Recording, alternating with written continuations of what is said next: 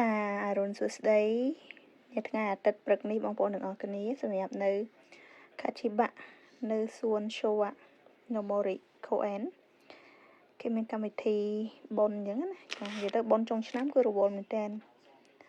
ស្របពេលដែលលុយយើងចុះថោកខ្លាំងបុណ្យក៏សបោអញ្ចឹងគឺ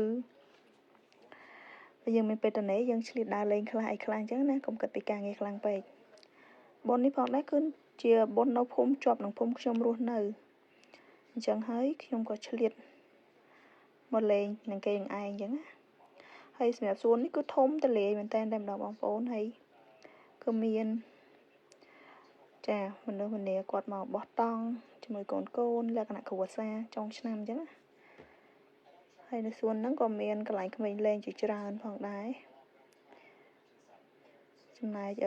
រដូវស្លឹកឈើជ្រុះដើមឈើក៏វាប្រែពណ៌ដែរបងប្អូនទាំងអស់គ្នាអញ្ចឹងអាចទៅមើលបានប្រែពណ៌បដាក៏ជ្រុះអស់បដាដែរនៅកម្មវិធីបុណ្យហ្នឹងក៏មានគេតាំងពីពណ៌ច្រើនហើយមានលក់របស់ញ៉ាំច្រើនណាបងប្អូនរបស់ញ៉ាំបែបជប៉ុនអញ្ចឹងណាចាជាភេទយ៉ាតៃតូបអញ្ចឹងឯងហើយមានតាំងពីពណ៌ប្រភេទឡានប៉ណ្ណាំងអញ្ចឹងណាហើយនិយាយទៅពេលទៅយកលុយឲ្យទៅតែច្រើនណាបងប្អូនសម្បូររបស់ញ៉ាំណាហើយទ្រាំតែទិញបានញ៉ាំហ្នឹងគឺត្រូវត្រងជួរគ្នាត្រង់ជួរដាច់កតុយភ្នែកអញ្ចឹងណាចានៅខាងនេះអីគឺត្រង់ជួរអញ្ចឹងទៅទ្រាំបានទិញ